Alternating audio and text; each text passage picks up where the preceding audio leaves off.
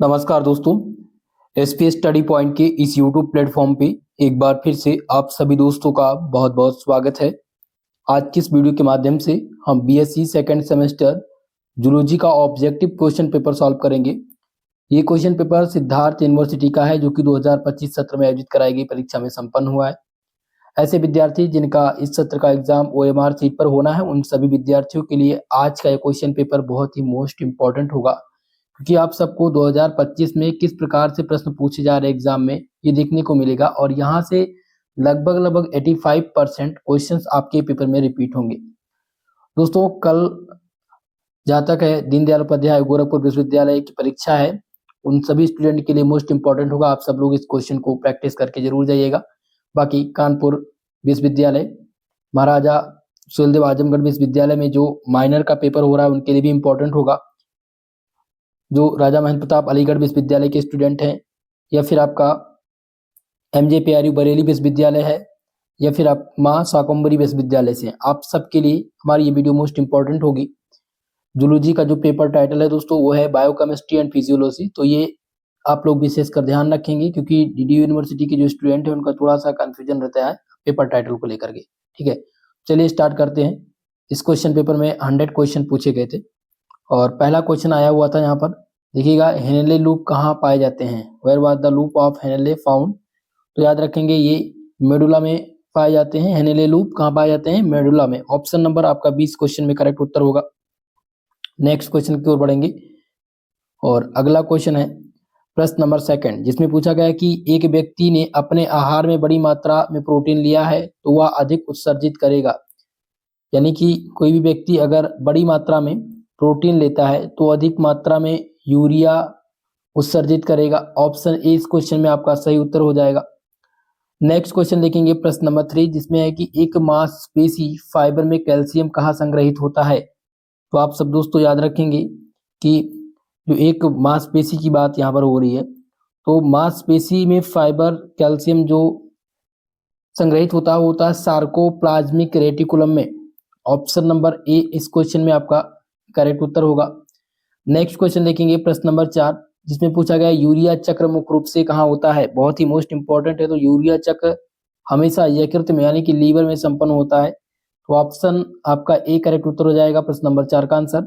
सभी लोग वीडियो को लाइक शेयर कर दीजिएगा और जो भी हमारे साथ इस चैनल पर नए जुड़े हैं, आप सब लोग चैनल को सब्सक्राइब जरूर कर लीजिएगा। चलिए 5वां प्रश्न देखते हैं। What is the end product of urea cycle? पूछा गया है कि यूरिया चक्र का अंतिम उत्पाद क्या है? तो यूरिया चक्र का जो अंतिम उत्पाद है वो यूरिया ही है। ऑप्शन नंबर 20 क्वेश्चन में आपका करेक्ट उत्तर होगा। नेक्स्ट क्वेश्चन देखेंगे प्रश्न नंबर 6, और इस क्वेश्चन में पूछा गया था कि कौन सा वाल्व बाएं वेंट्रिकल में से बाएं अलिंद में रक्त के बैक फ्लो को रोकता है? तो ये रोकने का काम करता है मिट्रल वाल्व। ऑप्शन सी में आपका करेक्ट उत्तर होगा। चलिए नेक्स्ट क्वेश्चन देखते हैं प्रश्न नंबर 7, और इसमें पूछा गया है कि श्वसन तंत्र के किस भाग में गैसों का आदान प्रदान होता है? In which part of the respiratory system does exchange of gases take place? तो इनमें आपका जो सही उत्तर हो जाएगा एलिवोइली। ऑप्शन नंबर सी आपका करेक्ट उत्तर हो जाएगा। 7 नंबर का ऑप्शन सी सही है। प्रश्न नंबर 8, इसमें पूछा गया हीमोग्लोबिन ट्रांसपोर्ट। हीमोग्लोबिन क्या परिवहन करता है, ये आपको बताना है दोस्तों। तो पहला ऑप्शन इसमें दिया गया ऑक्सीजन, बी ऑप्शन है कार्बन डाइऑक्साइड। तो बिल्कुल दोनों आपके ऑप्शन सही है। हीमोग्लोबिन परिवहन करता है ऑक्सीजन और कार्बन डाइऑक्साइड, तो लगा देंगे दोनों, यानी दोनों ऑक्सीजन और कार्बन डाइऑक्साइड। ऑप्शन सी 8वें प्रश्न का सही उत्तर होगा। नेक्स्ट क्वेश्चन देखेंगे प्रश्न नंबर 9, और इस क्वेश्चन में पूछा गया कि मांसपेशियों में संकुचन के लिए कौन सा आयन आवश्यक है? तो मांसपेशियों में संकुचन के लिए जो आवश्यक आयन है वो है कैल्शियम। सबसे ज्यादा इंपॉर्टेंट कैल्शियम है, इसलिए ऑप्शन बी लगाएंगे 9 नंबर प्रश्न का सही उत्तर। क्वेश्चन नंबर 10 ध्यान दीजिएगा। इसमें पूछा गया है कि which of the following is the simplest carbohydrate? निम्नलिखित में से कौन सा सबसे सरल कार्बोहाइड्रेट है? तो सबसे सरल कार्बोहाइड्रेट जो है वो है ग्लिसरॉल्डिहाइड। ऑप्शन नंबर डी इस क्वेश्चन में आपका करेक्ट उत्तर होगा। नेक्स्ट क्वेश्चन देखेंगे प्रश्न नंबर 11, जिसमें है कि which blood component is responsible for clot formation? यहाँ पर है कि थक्का बनने के लिए कौन सा रक्त घटक जिम्मेदार है, तो इसके लिए जिम्मेदार कौन सा है, प्लेटलेट्स। याद रखेंगे प्लेटलेट्स थक्का बनने के लिए एक जिम्मेदार घटक है। ऑप्शन ए इसमें आपका करेक्ट उत्तर होगा। प्रश्न नंबर 12 नंबर क्वेश्चन है दोस्तों, देखिएगा। पूछा गया कि न्यूरॉन का कौन सा भाग आवेग प्राप्त करता है, तो न्यूरॉन्स में याद रखेंगे कि जो डेट्राइट जो है, डेट्राइट ये न्यूरॉन्स का एक प्रकार का भाग है जो आवेग प्राप्त करता है। सो आंसर लगा लेंगे आप सभी लोग बी करेक्ट उत्तर। प्रश्न नंबर 13 इस क्वेश्चन में पूछा गया है कि which of the following is a polysaccharide, निम्नलिखित में से कौन सा एक पॉलीसैकेराइड है। इनमें ग्लूकोज दिया गया है, बी ऑप्शन है फ्रुक्टोज, सी है ग्लाइकोजन और डी दिया गया है सुक्रोज। चलिए बताने का प्रयास कीजिएगा। तो ग्लाइकोजन क्या है, एक प्रकार का पॉलीसैकेराइड है, ऑप्शन सी लगा देंगे आप करेक्ट उत्तर। सुक्रोज क्या है, तो सुक्रोज याद रखेंगे डाइसैकेराइड है, और सुक्रोज को दोस्तों टेबल शुगर के नाम से भी जानते हैं और इसको कैन शुगर भी बोलते हैं। ग्लूकोज में आपसे पूछा जाता है प्रश्न ग्लूकोज से, तो याद रखेंगे ग्लूकोज के बारे में, इसको ब्लड शुगर भी बोलते हैं। प्रश्न पूछा जाता है कि ब्लड शुगर किसे कहते हैं, तो ऑप्शन दे देगा ग्लूकोज, फ्रक्टोज, सुक्रोज। ठीक है, चलिए अगला देखेंगे। नेक्स्ट क्वेश्चन है संतृप्त वसा अम्लों की कमी होती है, saturated fatty acid have a reduction in, पहला है कार्बन परमाणु, बी ऑप्शन है हाइड्रोजन परमाणु, सी ऑप्शन है दोहरा बंधन और डी दिया गया ऑक्सीजन परमाणु। तो इस क्वेश्चन में आपका जो करेक्ट उत्तर हो जाएगा ऑप्शन नंबर सी, दोहरा बंधन यानी कि डुअल बॉन्ड। चलिए अगले क्वेश्चन की ओर बढ़ेंगे और नेक्स्ट क्वेश्चन देखते हैं 15 नंबर। प्रश्न नंबर 15 जिसमें कि प्रोटीन में द्वितीयक संरचना को बनाए रखने के लिए कौन सा बंध जिम्मेदार है। पहला ऑप्शन है पेप्टाइड, बी है हाइड्रोजन और सी दिया गया है आयनिक, डी ऑप्शन है सहसंयोजक। तो इस क्वेश्चन का जो सही उत्तर हो जाएगा option number B hydrogen. Protein में द्वितीयक संरचना को बनाए रखने के लिए हाइड्रोजन जिम्मेदार है। चलिए अगले क्वेश्चन को देखते हैं। प्रश्न नंबर 16 जिसमें पूछा गया कि एंजाइम गतिविधियों के लिए आवश्यक गैर प्रोटीन घटक के लिए क्या शब्द है, तो इसके लिए जो शब्द प्रयोग किया गया है उसको कहते हैं कोएंजाइम। ऑप्शन बी इस क्वेश्चन में आपका सही उत्तर होगा। प्रश्न नंबर 17 इसमें पूछा गया है कि enzyme that remove phosphate group are called, यानी फास्फेट समूह को हटाने वाले एंजाइम क्या कहलाते हैं। तो दोस्तों याद रखेंगे कि जो फास्फेट समूह को हटाने वाले एंजाइम है उनको क्या कहते हैं, उनको फास्फेटेज बोलते हैं। ऑप्शन नंबर आपका इसमें बी करेक्ट उत्तर होगा आपका।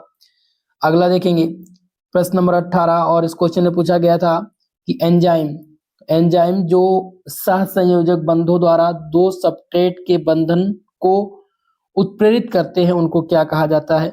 तो उनको दोस्तों कॉमनली लाइगेस बोलते हैं। क्या बोलते हैं, याद रखेंगे लाइगेसेस। ऑप्शन नंबर बी आपका इस क्वेश्चन में करेक्ट उत्तर होगा। प्रश्न नंबर 19 और इस क्वेश्चन में देखेंगे पूछा गया है कि इस परिस्थिति में एंटीजन एंटीबॉडी प्रतिक्रिया होगी।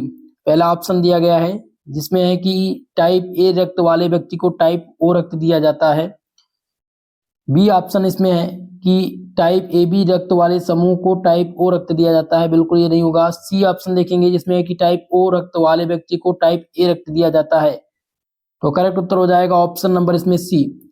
नेक्स्ट देखेंगे प्रश्न नंबर 20 जो कि आप सभी के एग्जाम के लिए मोस्ट इंपॉर्टेंट क्वेश्चन है। कौन सा हार्मोन हाइपोथैलेमस द्वारा स्रावित नहीं होता है, तो हाइपोथैलेमस द्वारा स्रावित जो नहीं होगा वो जाएगा आपका FSH। ऑप्शन नंबर 20 क्वेश्चन में आपका करेक्ट उत्तर होगा। नेक्स्ट क्वेश्चन देखेंगे और इस क्वेश्चन में पूछा गया है प्रश्न नंबर 21।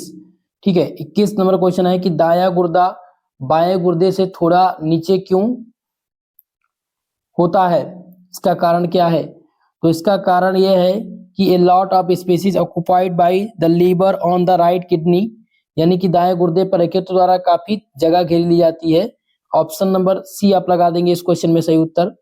प्रश्न नंबर 22 नंबर क्वेश्चन है कि निम्नलिखित में से किसे सामान्य न्यूरोट्रांसमीटर कहा जाता है। तो इनमें से सामान्य जो न्यूरोट्रांसमीटर है वो है, पहला तो दिया गया है एसिटाइल कोलाइन, तो यहाँ पर आपका सही उत्तर हो जाएगा ऑप्शन ए। फिर दूसरा है डोपामाइन, ये भी इसी के अंतर्गत आता है, सी ऑप्शन है। सेरोटोनिन, तो ये तीनों इसके अंतर्गत आ जाएंगे। इसे एग्जैक्ट आंसर आपका डी हो जाएगा, ऑल ऑफ अबव या ऑल ऑफ दीज। ओके, चलिए अगला क्वेश्चन देखते हैं, प्रश्न नंबर 23। और इस क्वेश्चन में पूछा गया है कि निम्नलिखित में से कौन सा मांसपेशी संकुचन के दौरान अपनी लंबाई नहीं बदलती। ठीक है, बताना है जल्दी से आप सभी लोग, निम्नलिखित में से कौन सी मांसपेशी के संकुचन के दौरान अपनी लंबाई नहीं बदलती।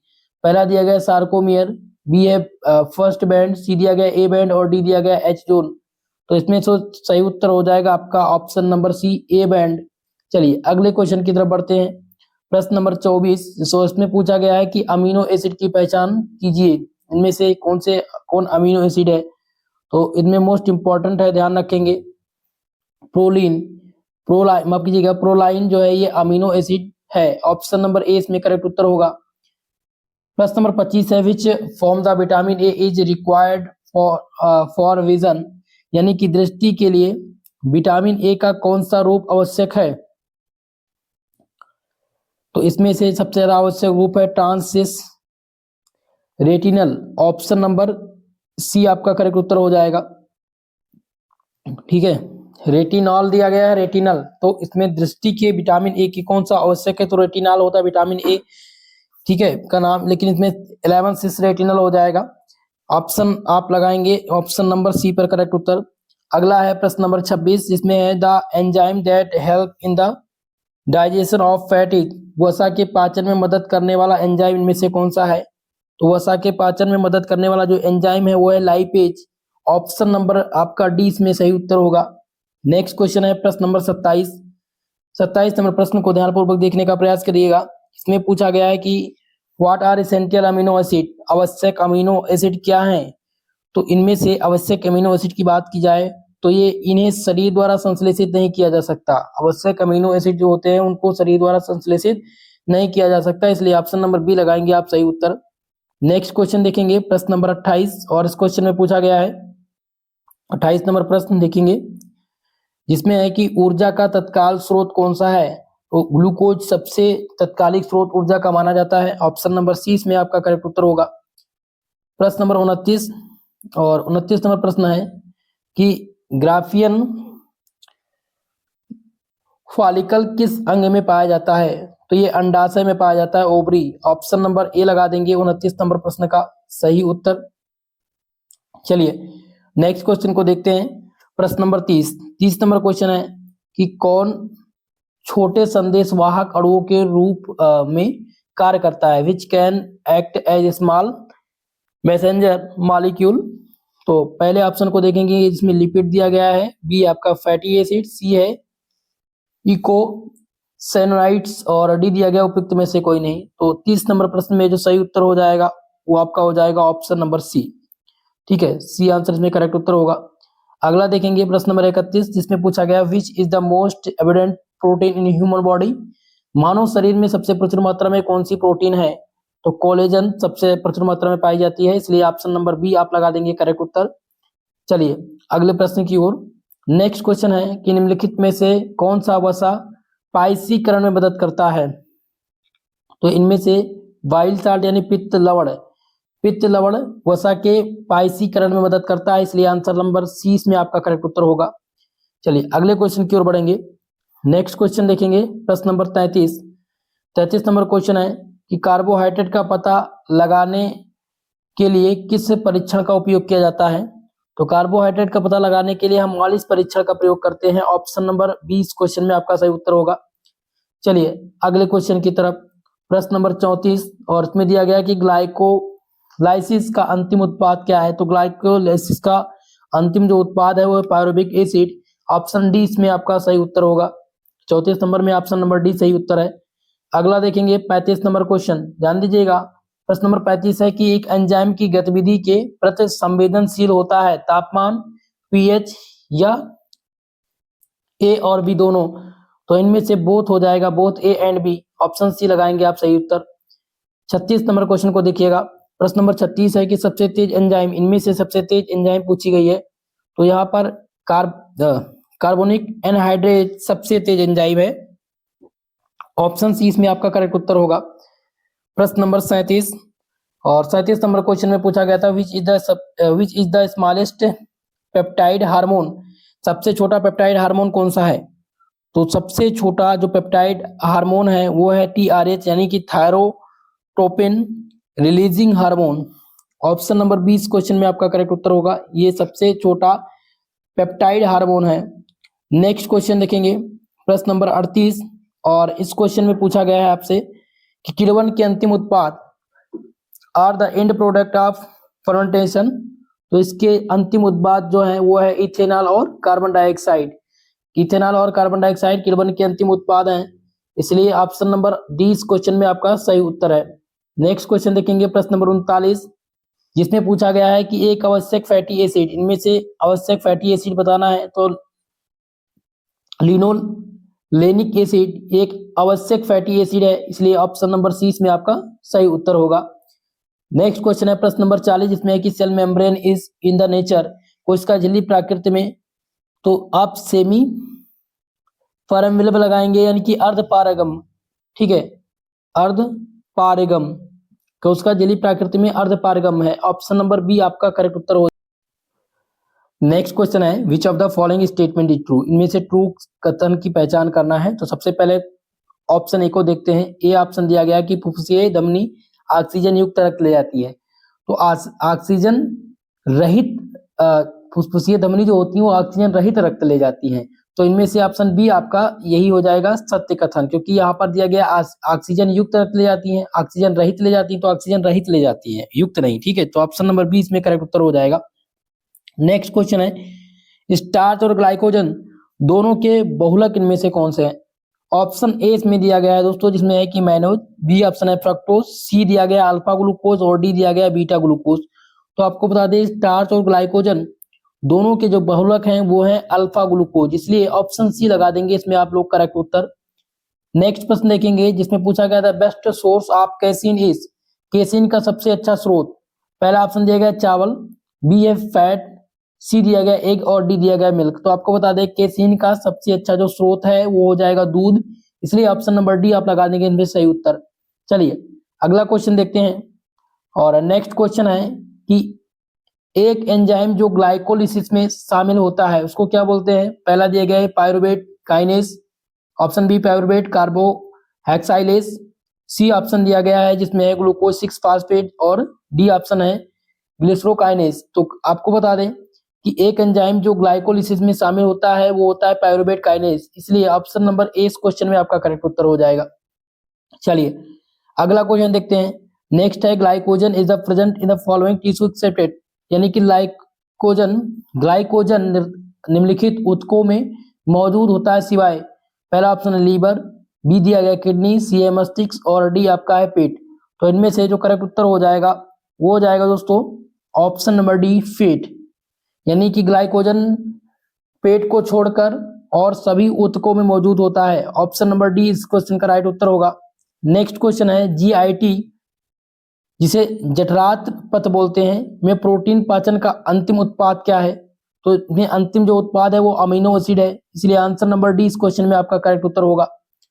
अगला क्वेश्चन देखेंगे जिसमें पूछा गया एंजाइम पेप्सिन के लिए अनुकूलतम pH है। तो अनुकूलतम pH जो है वो है 1.0 से लेकर के 2.0 तक, इसलिए इसमें आपका ऑप्शन ए करेक्ट उत्तर होगा।